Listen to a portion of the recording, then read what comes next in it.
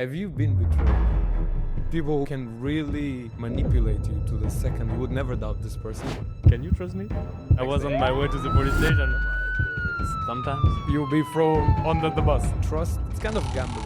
It can go well, it can go very wrong. It can take so long to build, and it's gone in 1 second. could you forgive if someone cheats on you?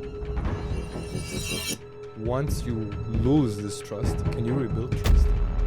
What I find so fascinating is that even trusting yourself is so hard. You are your own worst. We are basically having a friendship and like we are constantly talking to people and like building relationships, Yeah. but trust is never something we talk about. Do you trust me? Can you trust me? Can you trust me? And I think it's a really interesting topic because you have a family, you have a partner, you have a relationship, you have friends, you have colleagues at work and everything. And you never speak about the truth. Like you never speak about, okay, what does it rely on? Yeah. How much can I rely on this relationship? How much can we support each other? How much can we rely on each other? You never ask about trust. You just kind of, at some point, you meet someone and at some point, you just trust the person. Yes. But do you ever ask the person, can I trust you? Can I really trust you? And what makes you feel like you can trust the person as well? We're just there, it's in the air. We are like all happy or unhappy or whatever. Yeah. But we never know actually, why do I trust this person more than this other one? What makes it really more reliable? Yeah. Yeah. Because these are just feelings, they are just emotions, it's just floating around. But like, how much do you feel like this person is really 100% true to you? Or how much is this person like manipulating you? This is how the trust issue starts. This is how our trust issues start, This right? is how it starts. Yeah. This is so crazy. Like me and you, for example, we've had a friendship for over, 4 years now, right? Yeah. We've had moments in our friendship where we were like, okay, can I trust you? Can I trust you? Yeah. I think that our bond kind of grew on that as well. Yeah. But with many people, until I could ask you, can I trust you? It took time. Yeah. And it was like a critical situation. Then I was like, yo, can I trust you with this? Or you asked me. And I know this guy for like a few months or maybe a year, you in this case. Yeah. And I trust him with all this information. I'm like, are you crazy, brother? You took years to build this information. Yeah. And then you just give it to the person in a matter of like months or a year. And that's the crazy thing. Trust can take so long to build and it's gone in 1 second. You look there and it's gone. 1 second. One betrayal. One betrayal. And then One disappointment. one disappointment. Exactly. One expectation unmet. And it's gone. But like, why do we trust why do we just trust a person blindly? Yeah. You said you are giving an information to the person, right? You said you are giving something to someone. Yeah. And then with this information, this person can either take care of it or betray you, right? Yeah. What is the kind of this information you're giving? So when we got when we got closer, what is the thing that made you feel like, okay, now this guy, I can trust him? I think for me, with you, for example, and I think most of my friendships is like when I start talking about my personal stuff, when I go deeper into who I really am, that builds more that connection, that trust. Then I start trusting you more. Because I think at the beginning is mostly superficial. You talk to the person, you say some stuff. You laugh a bit. Or maybe too much. But like, you don't really trust the person at the beginning. You're like, also in relationships. Yeah. Not only in friendships. You there, but you don't want to give too much because you're also scared of getting hurt. Because when you're giving too much of your own self, of your personal stuff, there's always a possibility that they can twist this information that you gave them or your feelings or whatever. And then you're so vulnerable. You're so vulnerable when you trust a person even more and more. Yeah. And you're just so scared. Yeah, this is a really good point. So like this vulnerability, right? Yeah. But then, so it's when you make yourself vulnerable that the trust, that you start trusting someone. But so on the other end, to make yourself vulnerable, you already need to have trust. So this is funny because this is, right, a two-way relationship. Yeah. but someone needs to start. Yeah. Isn't it like this? Yeah, someone needs to start. Yeah, true. That's so true. Yeah. It's like conversations with people. If there is not one that starts to listen to the other person, Yeah. then no one is gonna listen to each other because you don't listen to people who don't listen to you. Yeah, exactly. So someone needs to start, someone needs to expose himself. Yeah. And then you need to feel that, right? You need to feel comfortable with the person. Yeah, and it's so tricky because you can feel comfortable. The person can give you the feeling that you're comfortable with them, but maybe the intentions they have with your information are not the best intentions. Like, for example, I had good intentions with your information. Did you? With my information? With your information.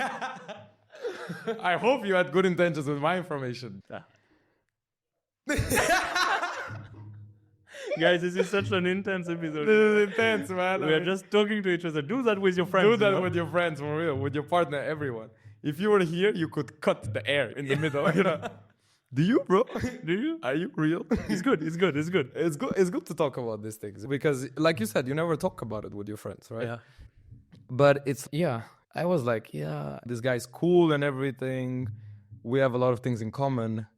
But it's always, you put that out there. I'm like, it's to the test. Yeah.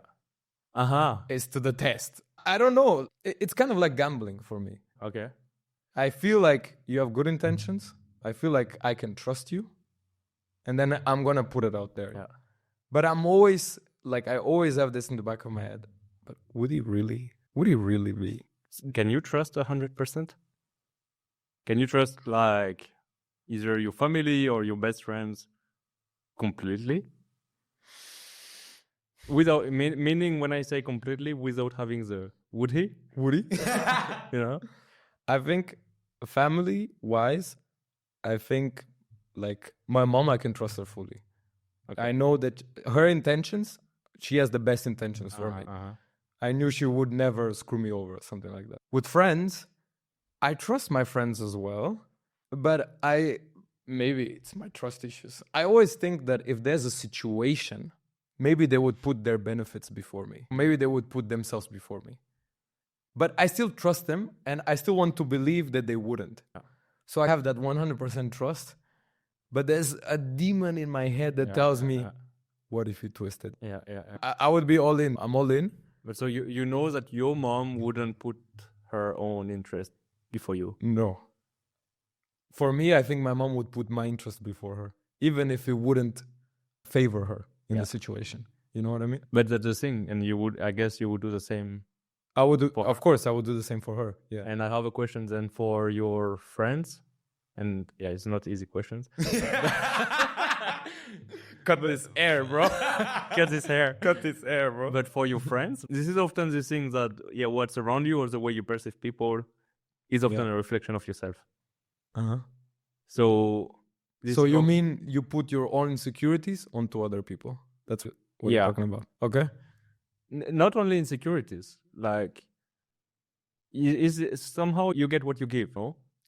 So negative like positive is if you allow yourself to be vulnerable with people, then people will feel comfortable being vulnerable with you. If you listen to people, will listen back. And if you put your interest before your friends, you will think that your friends put their interest before you. I'm on the hot seat. You're on the hot seat. No, but like, what I'm thinking is this is actually a really good point, like this thing of interest. So I think this is what we see, like, for example, I think we talked about this once, like it was about football players. Like football players, who can they really trust? Because they have a lot of money, they have a lot of... There are a lot of reasons that people would want to be friends with them. Yes, exactly. How many people can they really trust? And really often what we see is that, yes, these are, for example, the parents. Because actually parents don't have... And I say that in general, I guess. They don't have an interest in taking advantage of the person. The person, they have genuine intention. Mostly.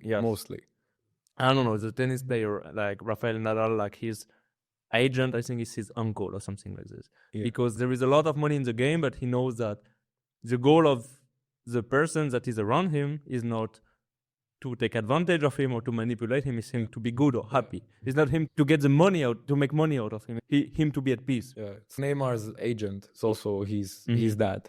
And I think Messi's agents also, he's that. Something like that, yeah. And I think that's the case in relationships, right? There are a lot of dynamics at play that can make it like, okay, like people are not completely genuine to you because they cannot see your true values. They cannot be also truly themselves when they're with you because there are too many interests in the game. And I think this is basically the way I see it is like, I get to trust people when you're in the really shitty situations. Yeah. And you have no other choice than being yourself. Yeah. When you see the true people. Yeah. When things are critical and people start to they have no choice to show who they are. Yeah. Yeah. And then because when people were with you just because of an interest, then they can't stay anymore because the situation is not comfortable enough anymore. And then you see that they didn't really like you, but they just were with you because of X reason. You had these friends, or you had this money, or you had this or this. Fame, whatever you have. Right? I don't have much, by the way. So it's not much, but it's honest work. That's also a way. Protect yourself, you have nothing. And you stay with nothing, man. That's it. People are true to you. Everyone is true to me, man. Yeah. I think, it's a very good point what you make. But I believe there are really good actors out there in the world in general. There are people who can really like manipulate you to the second that you're like, you would never doubt this person. And then 1 second and you're like, damn, that one you would never expect. It's the person you would least expect. Like that Netflix show, the plot twist at the end. You're like, what? You know what I mean? Yeah, I know. Yeah, I know. So look, have you been betrayed? Now I'm in the hot seat. Yeah. I'm putting the potato to you. I'm throwing the hot potato. It's a hot potato. It's burning. It's burning. Have I been betrayed? Yeah. Okay. That's it. That's it. Next episode. Yeah, have I been betrayed? And I think this question of interest, like when you are betrayed, you wonder why you are betrayed. Yeah, first you go through these stages. First you are angry and you are like, then first you are denying, then you are angry, and then slowly you start to accept. So those are the first things you feel after you get betrayed. Angry, disappointed. I'm trying to think, so confused. Yeah, maybe I should share so what happened, and then I'm trying, it's a long time ago, so I'm trying to dive into my feelings when you ask me this. Yeah. It's not easy, actually. Yeah, the story was, I was 15. And this friend that you have since the beginning of your life. Yeah. You trust the person. Like a childhood friend. Childhood friend. The guy you met like when you were 2 or 3 years old. And the guys who learned how to walk together. Yeah. This guy. Yeah. Yeah. And then you basically learn life with him. So you are just best friend with this guy, and basically we're a group of, I don't know, we are all going to the same school. Yeah. And then we were in the same, how to say, kindergarten. Yeah, kindergarten. Yeah. Kindergarten when we were like 3 years old or something. And we grew up together. We were always in the same class. We did everything together, like every summer holiday. This is really a bromance. You're a real bromance. Wait a bit. There's a twist. And I was 15 and it was summer holidays. Okay. And we're just going to the football pitch of my village. I was still in France at this time, and basically there was a party room that was next to the football pitch. And the next day there was a wedding. So what do you do when you are like with your friends that since always? You're like, man, let's get a few. No, we just wanted to get in the party room initially. Yeah, just curiosity. A teenager. We wanted to see how they were preparing the wedding. Oh, okay. And actually, this guy was already a bit cooked in his life. Like he was already taking drugs and stuff like this. We were 15. Really? But he's the first guy I was drinking alcohol with. He's the first guy I was smoking a cigarette with. You do all the first bullshit with him. But he was already, I realized after he was already in another world. Yeah. So he's going through a different path. Yeah. And so we are getting in the party room to see how the wedding is. And what does he say? He says, guys, let's take a few bottles of wines. From the wedding. From the wedding, because we had a way to actually sneak in this party thing. Yeah. And then no one will ever gonna know. And man, it's your brother. We were 4 people. All of them, I knew them since the first year. And so we take the bottles of wine, and then at the beginning we take 1, 2, and then this guy, everyone gets excited. And you don't take 1, 2, you take 75. You take It was really 75. 75. Yeah. 75. Man, we had the thing to go to the supermarket. The cart, you know, the You cart. know, the cart, yeah. So 4 people, 75 bottles of wine. Too many. Too many. And I never got drunk. I was 15 or even, I was 15. Yeah. You don't really think about it. And you get so excited. We're like, that guy, let's get drunk. Yeah. You never got drunk. You want to fly. Oh my days. And so we go to the end of the football pitch, and then we drink, man. There was everything. There was all the alcohol you can imagine, the whiskey, the stuff. And we get wasted. And we made even a massive fire. We were throwing some deodorant as a thing, like. Oh yeah, fire deodorant thing, right? I But we made a fire with wood. Oh my days. And it was like a big fire in the village. Everyone saw it. Everyone was aware there was someone making a fire. You guys are not good thieves. Not good ones. And then I remember when we were starting to get drunk, I told him, like, guys, it's no one. If someone get caught, Yeah. I told them, if I get caught, I take everything on me. Uh-huh. Because I realized at some point that it was getting fucked up what we were doing. Yeah. And they were like, it's all right. And like, he was like, of course, me too. Me too. Of course. Yeah, me too. Don't worry, brother. He was making me. He was making me drink. And then, I don't know, I think it was 1 a.m. The guy had a motorbike. He brings me home. And then I was so wasted. I was thinking I was a ninja. I go to my room at my parents and I go to sleep. Perfect. Yeah. Okay. 1 p.m. Oh my days. Who is ringing? The police. The police. Of course, man. Like, Of course, yeah. You guys did a lot. And yeah, the police is. Did you hear in the village of some people who would steal bottles of wine? The guy from the police asked this to my dad. Oh my days. And you were like 15. And yeah, I just woke up, bro. I was so hangover. Still smelling like alcohol. And my dad asked me, look, did you hear of someone who would steal bottles of wine in the village? I'm like, bro, my heart starts racing. Oh my days.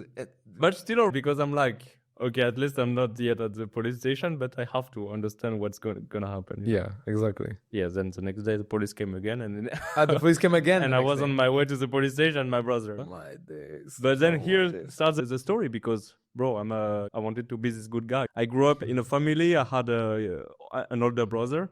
It was really important to know how to keep secrets. That's what my older brother educated me with. He said, look, do you know how to keep a secret? And I was like, yeah. And one day I betrayed him. He gave me a lesson, and then I kept secrets. You kept secrets of the... So I was like, on my demons, man, I'm gonna keep my secret. It's like my time to be a hero. Right? Ain't no snitch. I ain't no snitch. You know? I'm not gonna be this guy. I don't know how they found me, Yeah, but I'm not gonna be this guy. And then I was like, I'm gonna protect my friends. exactly, yeah. I arrive at the police. The guy, so look, you have 2 options.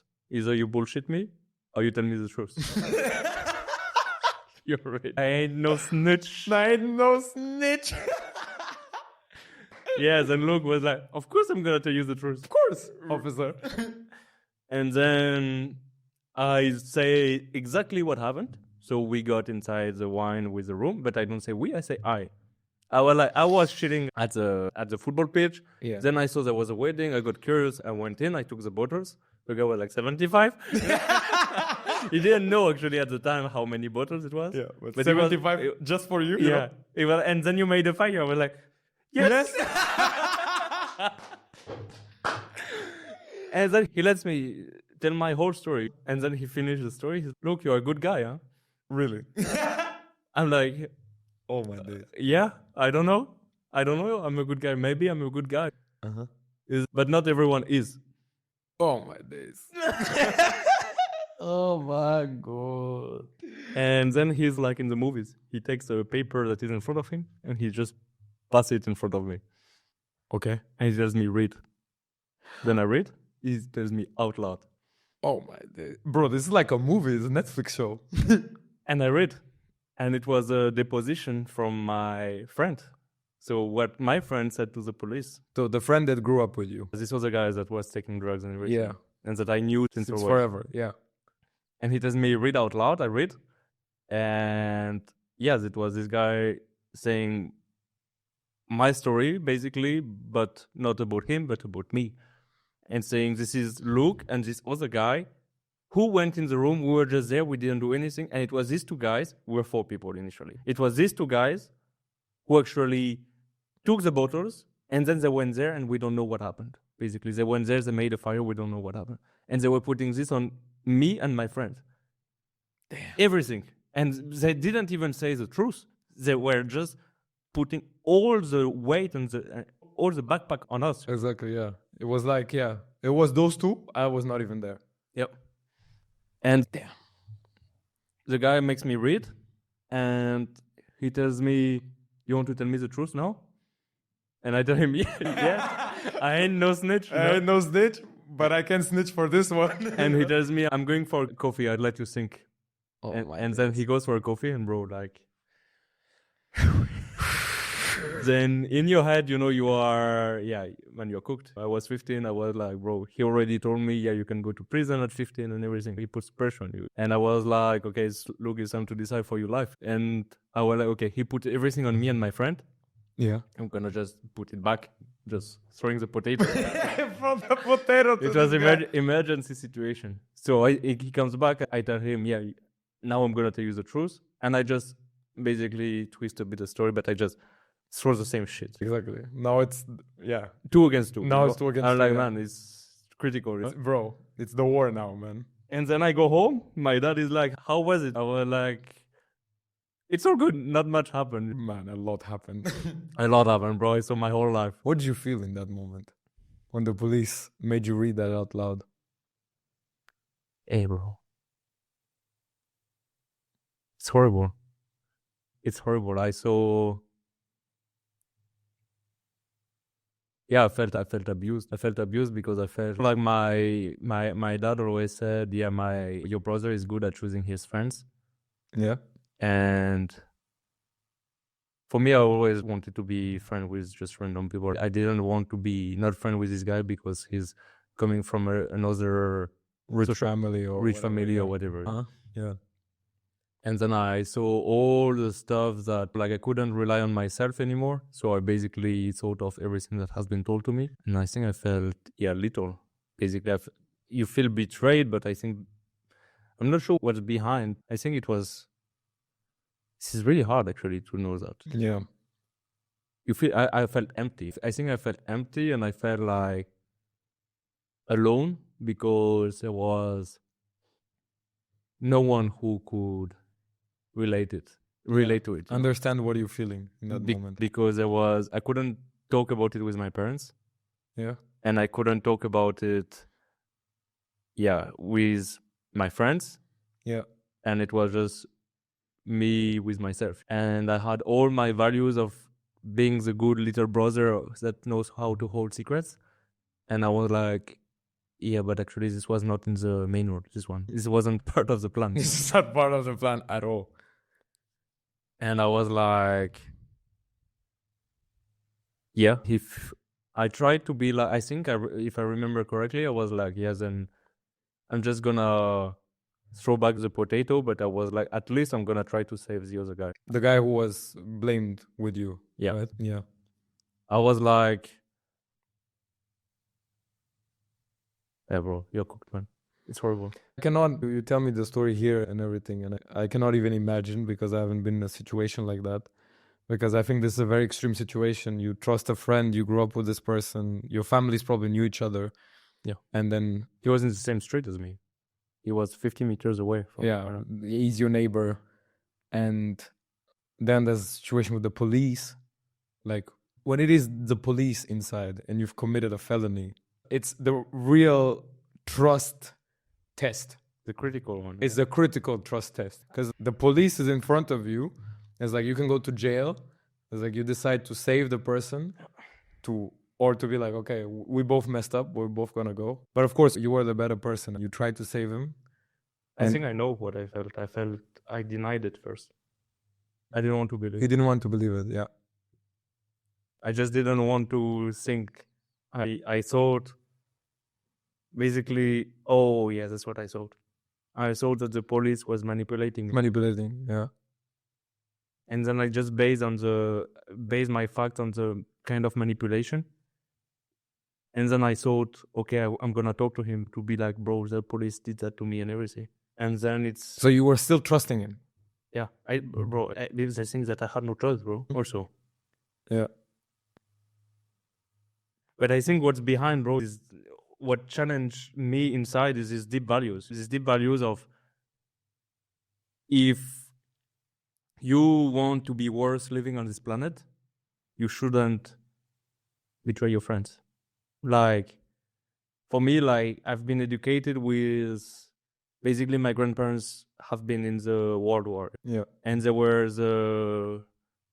in France, there were the people selling the Jews to the Nazis, and there were the people who were resisting. Uh-huh. And in my family, it has been always how do you say, when you build a picture out of basically Reputation? yeah, my parents were basically building a picture out of people selling the Jews, like they are like they don't even deserve living. Yeah, okay, yeah. They were portraying them as Portraying bad people. Yes, Of course. and I've been raised with that, but in a really deep way since I was born. If you want to be worth living, if you want to be good enough, then you shouldn't sell people. If you care about your friends, then you should cover them. You have to sacrifice yourself. Yeah, yeah. That's beautiful. And yeah, I didn't understand at this age why I felt it was so unfair. I didn't understand why. Why would this guy Do that to you. how can he do that? Well, for me, it was not even why does he do this? Based on my world, where I don't betray people and I don't even have a meaning on this planet if I betray my friends, then how can he live with that? I wonder. How can he wake up in the morning and look at himself? And I think how I felt, is I was like, yes, and I'm gonna carry the backpack, but I'm gonna look at myself Yeah. in the mirror and say, inshallah, I'm gonna look at myself in prison, and that's it. Man. Yeah. I'm so glad you didn't go to prison. I'm so glad you didn't. And you know why I didn't? Why? Because it was before 16. It was in August and not in September. So for 1 month, you could have gone to prison for 1 month. I wasn't 16. Damn. I was cooked, man. This is crazy. Yeah, and so I went after the police. I went to my friend that I covered. I went by foot, man. I didn't want anything nowhere. I just went by the woods, bro. That's the amount of emergency I had in my head. I was like, I don't want to be tracked. I didn't take my phone. I didn't take nothing. Yeah. So you went to him, the friend who betrayed you. No, to the friend that I covered. He's the one that you covered, yeah. And then I knocked at the door and I talked to him. And I told him I said that. And then we have to align our stories. Now you say that. And then the next day he was also there at the police. And then a week later, they basically came to my parents' house and they checked everything, the whole house, to find the bottles. And they didn't find anything because it was this fucker Who had the bottles? who had the bottle but hidden somewhere. And then it got solved 2 years later and we had to pay. Some, yeah. Hundred So you got covered. At the end, nothing happened to you. It was 2 against 2 and we had to split it in 4 basically. Uh-huh. The costs. Yeah. A good deal for the amount of mess that all this brought. But the lesson behind this, man, it's hard to get lessons. I think I still have, it's still with me. Yeah, still haven't dealt with it fully. You just shut it down. Just shut it down. Yeah. And the friend that you covered, are you still friends with this person? Not regularly, no. Not regularly. But you are on good terms, Yeah. the two of you. Yeah. Man, we had to... But then the friend who screwed you over, you never talked to him again. No, but I saw him. Really? He never looked at me, man. No, of course. I'm still sure he doesn't sleep at night. That's I mean, crazy. Yeah, that's... The guy chose his side. You're like, that's so sad. yeah. Because, for example, like the way I've been educated, for example, my brother did some bullshit or so, like when he was younger. And he was with a friend of him, and his friend covered him. But then for me now, the way I see things is like when I really think of, okay, can I trust this person? I always have this point of reference. Because I think this moment where I was like sitting down on this fucking chair in front of the police, and the police was in front of me like this, and above them there were all the bottles that we broke and stuff like this. Yeah. That they collected themselves. And they play with you. You know what? I remember that shit. I remember this bottle. Did you take any bottle? Yeah. No. And this is really my point of reference for me, because I'm like, if someone in this critical situation managed to stand straight in front of the police who has literally techniques to manipulate you, Exactly, yeah. then if this person is able to handle this pressure for you, then this person is a real friend. I think of it, bro, there are a lot of people you love and everything, but Would they? I don't think many people do that, bro. I also don't think so. Because people would be like, okay, now it's okay, now we just tell the truth. But they wouldn't cover you. You do. In this situation? Yeah? If you like, Because you have your things of interest, and the police, you know what the police is gonna tell you? The police gonna tell you, if you tell the truth, you're gonna pay, the price is gonna be less.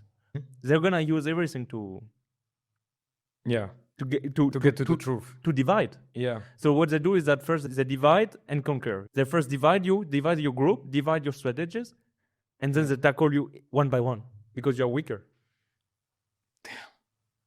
Now the question you asked me now, I also want to ask everyone at home listening, what would you do in this situation? And for who would you be able to, you're on this chair, you are sweating, The police in front of you. and telling What you do now, you- what do you tell me? And you Yeah. have two options. You have three options. Either you take everything on you, or you tell the truth, or you throw everything at at the other people. person. I think you asked me the question. I think I would tell the truth. Okay. I would be like, look, me and my friends, we're idiots. Okay. We're big idiots. Idiots, we're young.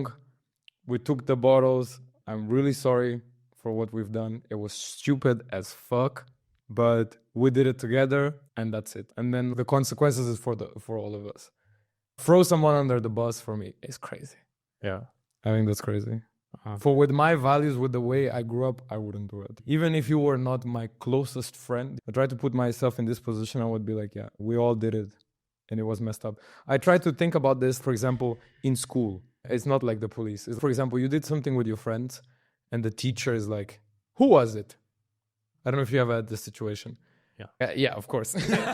Of course. You do bullshit with your friends, you break something, or I don't know, you go do some bullshit and then the teacher, who was it? And in those situations, I was like, look, I'm really sorry. Like, this is what we did. But I wouldn't throw that person under the bus. But you're in a situation where if you tell the truth, then you take both 10 years of prison. Then we both take 10 years of prison, man. Because I have to assume what I've done. And you could just take 10 years if you're alone. Or maybe 12 or 15. They're just going to tell you you're going to get more. But for me, I would, that's the thing of sacrificing. Yeah. I was like, okay, I take everything on me. So they don't have something in their, how do you say this? In their record. In their record. In their record, And then we yeah. choose a fine, fair deal. Mm. But the thing is that in front of the police, yeah, why would you all get something in your record when you can have only one person, for example? And also, why would you get two people in prison when you can have only one? This is a good question. It's a hard thing, bro. I think, like, for me, you would have to be my good friend that I wouldn't doubt that you would be there for me. Yeah. I wouldn't doubt. I really have so much trust in you that I have to make that step. But if you're not, I'm just going to say the truth. I'm not going to throw you under the bus, but I'm going to say the truth. Look, yeah, we both did it. I think it's a healthier, to be honest, because even now I think about it, even my strategy of sacrificing myself to cover everything, I think this is so much related to how I've been raised. Yeah. Like, you have to cover to be worth existing, basically. If you don't sacrifice yourself, you're not good enough, basically. And fuck that shit, to be honest. Bro, you both did it. Assume the mistake. Yeah. You both fucked up. Yeah. And that's fucked up. but we both did it. Yeah. So we both go through it. Because then I think about it. If you would sacrifice yourself for me, I couldn't live with the fact that you are in prison and I'm not. I couldn't live with the fact that you're 10 years there and I'm outside because you sacrificed for me. So I think at some point, even if we would get to that extent, I would go and I would tell the truth. I would be like, no, bro, like it was the two of us. I wouldn't let you be there and I'm here in freedom, enjoying my freedom while I did something. I think that haunts you. It stays in you. So I couldn't live with it. You know what I mean? Yeah. There is a movie about such a dilemma.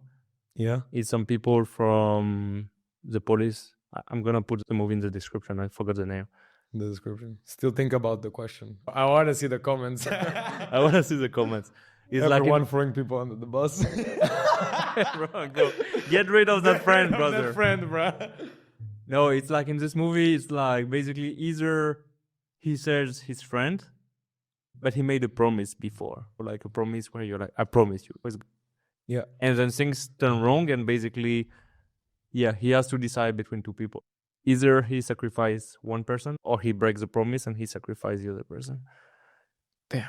And bro, I watched this movie, it sent me to bed, man. Also, I was like, you know, ooh la la, ooh la la, ooh la la, because it brought everything up again. Yeah. I was like, man, time to go to the psychologist after this. Something is unresolved in me. Something is unresolved. This is a tough thing to deal with. Yeah, but this thing of interest is really interesting. So what you were bringing initially, because I think his interest was just like, yeah, to just stay alive, and he saw me and my other friend like as an easy target, basically. Yeah, so we're the easy bait. Yeah, easy bait. Yeah, exactly. We're the easy bait. Hey, yeah, this is a heavy story. You guys are not sitting here, but man, I feel hot just listening to this. And I didn't say the story. I'm sweating. No one's sitting here, but woof, this heavy, man. Have you ever been betrayed? I think, yeah. I think to some extent everyone has been betrayed, but not to the extent that you've been betrayed. Yeah. Like, of course, I've had people that I trusted and they broke my trust by talking behind my back or doing other things. But what I'm really thinking now is like, once you lose this trust, can you rebuild trust? We're not talking about your example now, because in this case, in this case, I would tell you, don't rebuild it. No, bro. Yeah. Like we talked about friendships, but in relationships, I think once trust is broken in relationships, I don't know, your partner cheats on you, you cheat on your partner. Is it possible to rebuild it? Is it possible for you guys to be together again? Could you forgive if someone cheats on you? I don't think so. Really? It would depend on the type of relationship I have with the person. Okay. It would depend on the extent of cheating. Okay. As well. So let's say cheating, like you're drunk, person is drunk, kiss someone, I wouldn't accept it necessarily, because if you're cheating, it's because something is wrong. Yeah. I always think that if you cheat, it's because something is wrong in your relationship. Communication, or maybe the person doesn't like you as much, maybe you guys change, you grow apart, whatever that is. Something is wrong there. Something is wrong. So any cheating, in my opinion, is wrong. You know what I mean? Yeah. So I think until I could, let's say, hypothetically forgive the person, I would have to understand why did the person do this and what's the problem underlying. If it's a huge problem, on the sense like, okay, we grew apart, I don't like you anymore, I don't feel the same way anymore, I wouldn't forgive it. Yeah. Because like, why am I spending my time with this person? Yeah. If you don't like me, it's okay. It's okay, yeah. That's fine. But time to say it is time to say of cheating on me. Exactly. It's time to say it. But yeah, I think, yeah. But so the main thing is understanding why this person had an interest that pushed him or her to cheat on you. Yeah. And to understand this interest and to make sure that it's not here anymore, that so it doesn't here. happen again. Yeah. Yeah, exactly. Like, also depends on the type of cheating. as well. If you cheat at the beginning, it's different if you cheat after 6 years. Yep. It's tricky. Is it man. really the duration? For me, it's so much about how true the person is to me. I see so many people who don't cheat on each other, but they're not true to each other either. I don't find it any better. Yeah, that's not better. You know what I mean? For example, you take the example of romantic relationships. There are some couples that are like together, but they don't speak the truth to each other. They're comfortable. Yeah, they're comfortable, but they actually don't have the conversations that make them actually, be true to each other, be real. Be real. Yeah. And I think that, first it's a good recipe for cheating because basically you live in a lie, you live in a lie, you live in a lie. And at some point you are like, okay, but actually I'm not happy in this lie.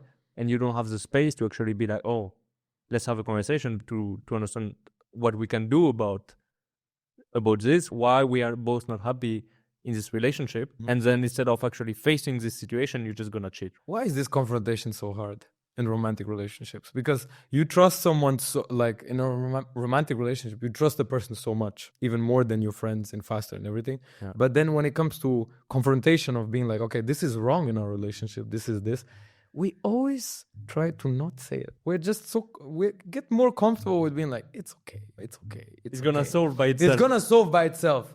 No, brother, it's not gonna solve by itself. Let me tell you, It did once in 2006. and never again. Yeah. So it's like we never go and have this confrontation. We're always scared. Yeah. It might come out at some point, but we decide to not do it. Yeah. We're always scared of confrontation. Maybe it's because we are scared of hurting the person in front of us. And we're like, okay, Yeah. if I tell this is for sure gonna hurt her or him. So I don't really want to say it. But why? Because I think when you're gonna say something uncomfortable to the person, this person might react emotionally. But what do you do as someone who cares? You're gonna carry these emotions with you. And then this is really uncomfortable for you as well. And I think as a human being, you are like, if I can actually just go through this without having to face this, That was so smooth. If I go through this without facing it, then you do it. yeah. But then I think then it builds up, right? Then you are in this lie, you try to avoid, but there is still this underlying problem where you are not comfortable about the situation. And then I think trust breaks already. Trust breaks because you are not connected to something real that you can grasp, that you can rely on. You are connected to something that you are connected on a relationship that is not based on truth. And then we are like, oh, cheating is so bad. But for me, the cheating already happened. Like the fact of living in denial in your relationship is happening before cheating. And this is as bad because honestly, like I think people who are cheating is people who are, I'm not good. I'm not saying that this is always the case. I'm just trying to make a general example. Like someone who is cheating is, I'm not good. I'm not satisfied in this relationship. I don't find a path forward. I don't see a path forward. And then I'm trying to numb the pain. I'm trying to escape. And then you just take the easiest solution that is out there, meaning to just have an adventure with someone who you don't even know who it is.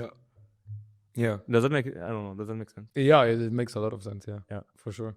And then, like, I think this is not only the person cheating who is actually only guilty. Everyone is involved in that. Everyone is like in a situation where one person is not happy and doesn't find a solution to feel better. Yeah. Because if you're really truly happy and truly fulfilled in your relationship, why would you cheat? Exactly. No one would do that. No one would do that. And that brings me back to this example that I heard. Is this guy, he's a doctor in psychology. He's a PhD in psychology. And he was married for 15 years. This woman, his wife. And 15 years. Yeah. They were married 15 years. And as they reached the 15-year mark, she came to him and she was like, I'm pregnant. But not of you.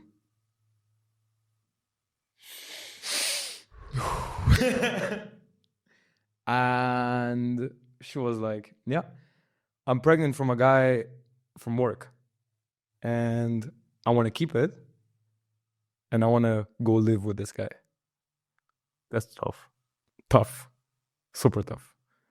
He talks about it in a podcast. And I listened to the whole episode. It's very tough hearing it. But he says that He's a doctor, so his specialty is to deal with cheating cases. In cases like this, this is his job every day. And it happens to him. And he didn't see it. He didn't see it. And then he said, yeah, the first thing you feel is, like you said with your friend, you are in denial. You cannot believe it. It's not possible. You're frustrated. You're like, no, that cannot be. No, you're lying. You are like, cannot be. And then the next stage is like, you're angry because you're like, fuck, it's true. Yeah. And you're just trying to find answers to why.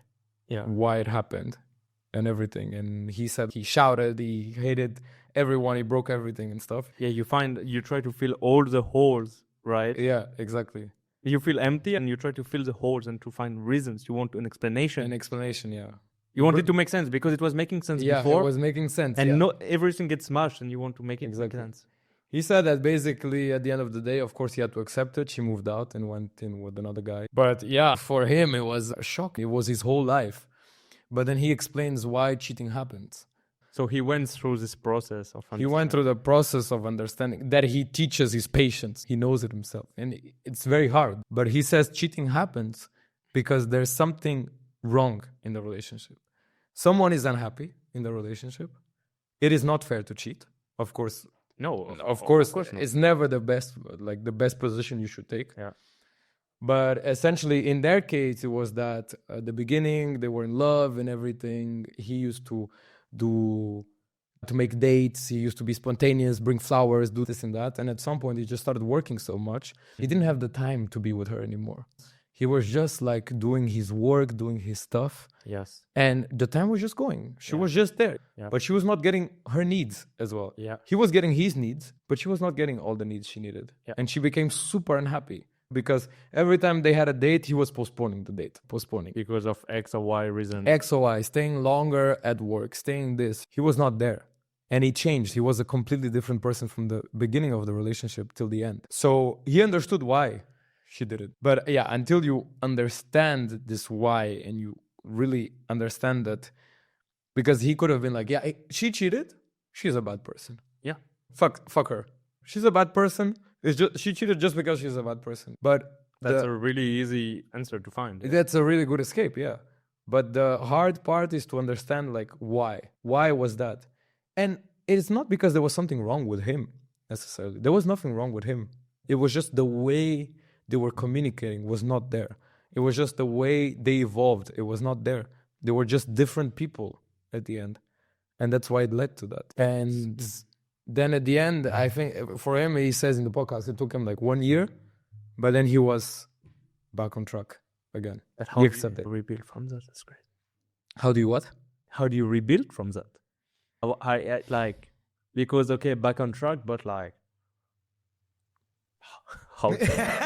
Like, how do you trust people again? Yeah, and okay, you can understand why it happened, but I think I would be so afraid that it happens again. Oh, of course. Because can you imagine like someone telling you, yeah, we are together for 15 years.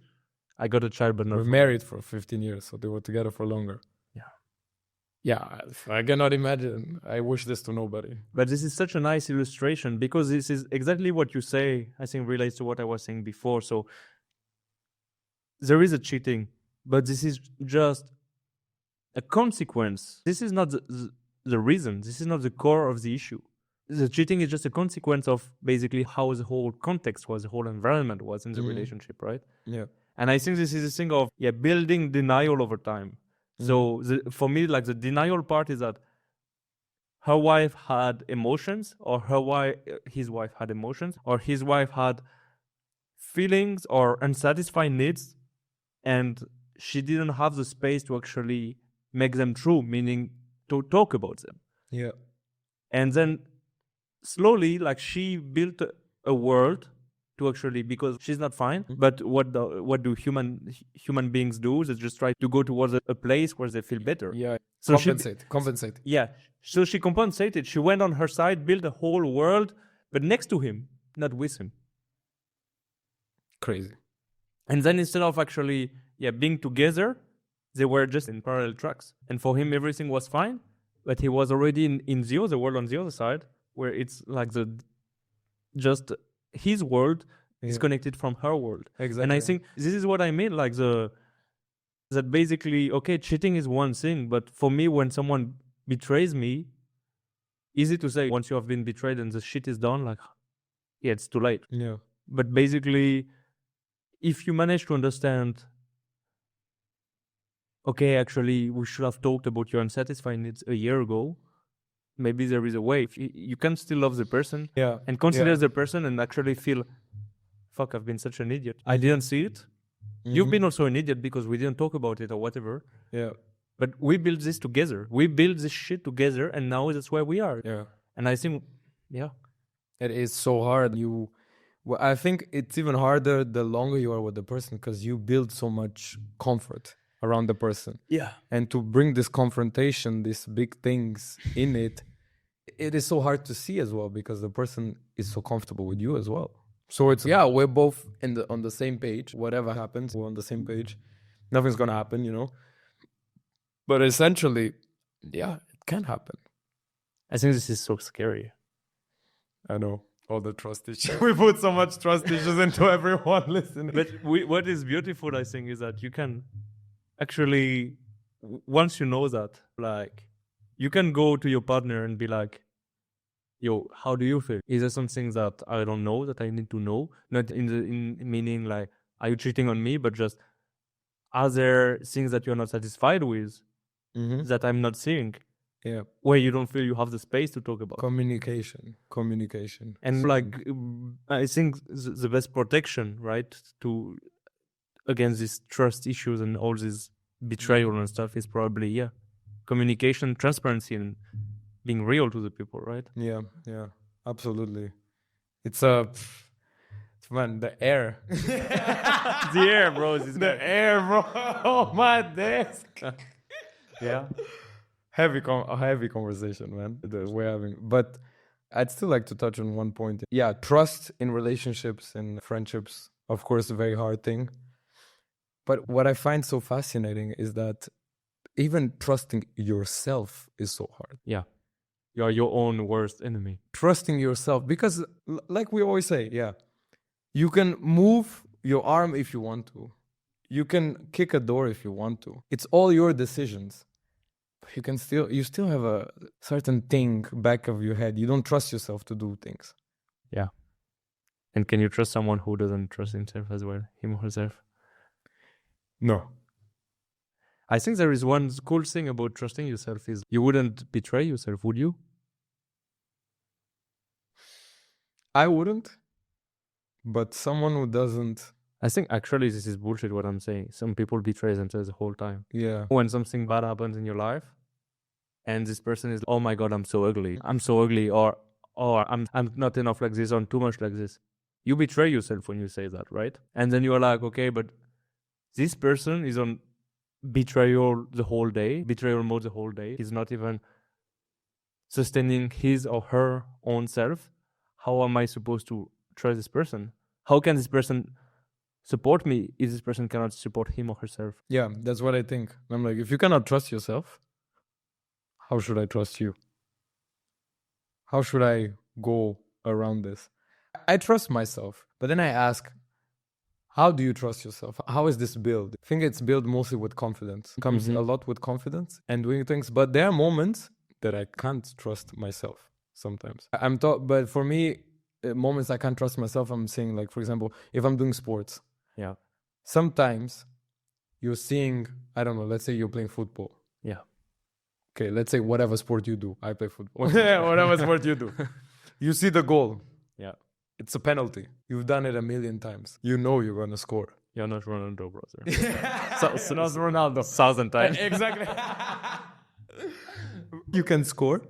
Yeah. But you're like, I'm not Ronaldo. So there's a little guy here in the back of your head telling you maybe you won't make it. Who is gonna hijack the system? It's gonna hijack the system. Maybe you won't make it. Maybe you won't make that exam. Yeah. You studied for the exam. You know everything. You know more than the teacher. And then there's this little guy here. But maybe he's gonna put something from last year. Putting all the little negative possibilities. You know? Yeah, exactly. And then your self-trust is always, I think it's never balanced. It's always, some days is higher, some days is lower. Yeah. But essentially, to reach the balance of self-trust, it is so hard, but it's one of the best things you can do. Like we talked about, like athletes, they trust themselves a lot when they're doing stuff. Yeah. But they train it every day as well to trust themselves. And I think the beauty in this is the connection to truth. Like, I don't know what you think. Like, when you meet someone in a bar, for example, some people you feel like you spend 10 minutes with them, you can trust them. Yeah, yeah. But why? Because I think on my end is like people who are really authentic. You see the person is not the person that his or her parents wants to be. It's not the person his or her friends wants to be. He's just him or her. Yeah. They're just this person, and this person is just there and real. You can grasp. You don't have to actually calculate anything. This is just there, and you can trust the person. And then this, for me, that makes it trustable. But because this guy is so self-confident, he knows that it's gonna go in if he shoots this penalty, or he's fine with being him or herself. And then this you are like, okay, actually, this person is gonna change. Is not gonna change in the critical situations. You think so? Except if it's actor mode, no?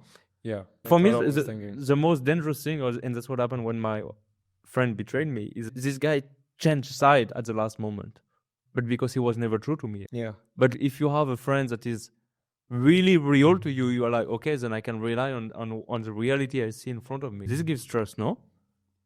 Yeah. And this is probably the connection that I'm trying to make with self-trust. This authenticity, some people, you never know what they're saying or who they are. Yeah, but if you see they're confident, you automatically, something drags you to them, right? Yes. It's this energy. Yes. This confident energy kind of drags you more, makes you trust a person more. But isn't confidence about being yourself? I think it's about being yourself and not being scared of what the others say about you. Yeah. And being like, yeah, I'm good with myself. I don't need validation from others. I don't care, and I'm fine. Because you can tell when someone is insecure, you can fake it. You can fake being self-confident. That's true. You can fake it. You can fake the self-confidence. You can fake the self-confidence, but I think something inside of you tells you that this person is faking it. Don't you always but they're feel not it? Really. I feel it, yeah. For me, if I see someone who's trying to be confident, that's what I mean. I see someone trying to be confident, but I know deep inside they are not so There's confident. a little something. And this is your gut feeling. Yeah, this is my gut feeling. Again. Listen to it, man. Yeah, I'm like, yeah, bro, you're trying too hard. It's like, I'm like, there's something that is just not there. He's just not authentic. Yeah. You can see he's confident on the outside, or she's confident on the outside, but inside there's so many underlying issues and layers. And this has been built as compensation of it. Exactly. It's remove these layers. I'm just gonna show the best layer to people. Yeah. And you are like, brother, how can I trust you if I don't know all the layers? Yeah. I'm not gonna rely on something that is, because you know the shit is there somewhere. Yeah. You know it. Let me dig the shit, man. Bro, you're like, I can have a good time with you. Why not? Yeah, why not? Yeah. But I cannot have more, because at some point this shit is gonna go up. Shit comes always to light. And that's also what I want to say. Like, you can lie, you can do everything, you can betray, you can think you will never be caught, but it will always come to light. Always. Yeah. Always. It might take 20 years, 40 years. It might take 2 months, but it's gonna come. It does. And that day, man, you're gonna understand. There is only one truth. There's only one truth, man.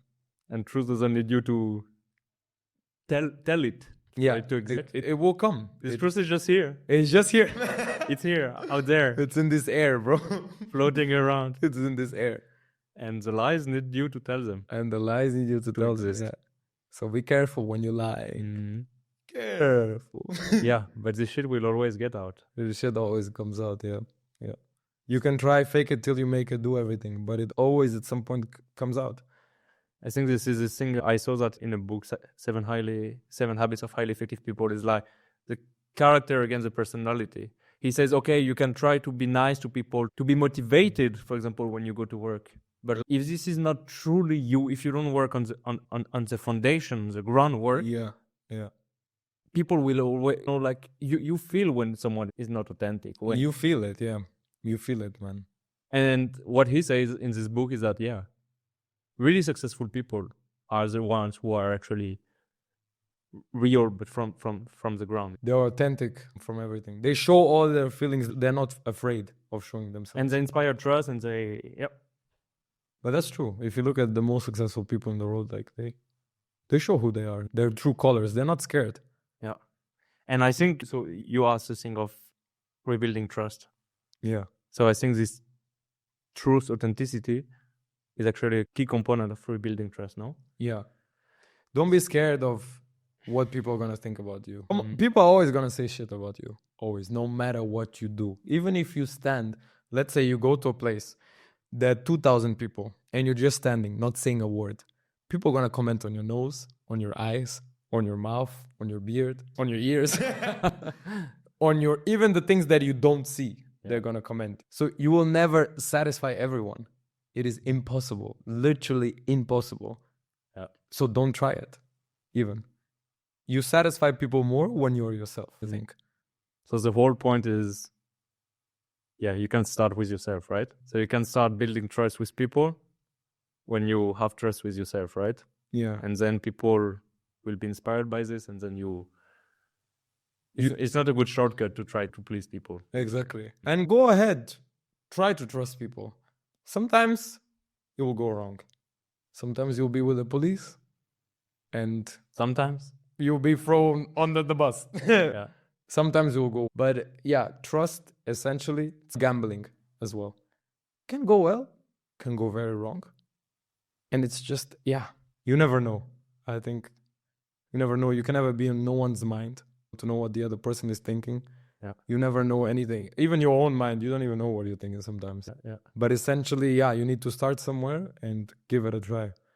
And then you learn, like your lesson, it's a big lesson. And to be honest, I'm grateful. You know this friend who betrayed me, who threw me under the bus? Yeah. Thank you, brother. Thank you. Because, like, of course, on the moment it's hard. Yeah. It's annoying, bro. You wish this guy would have covered you. You wish Of course. he was your best friend for life, you know? This is, yeah. But it didn't happen, and actually, for me, it was the best lesson. And then the trust you build with people after that is actually much richer, much more authentic. Because you ask yourself the real questions. Going through betrayal makes you grow. Mm-hmm.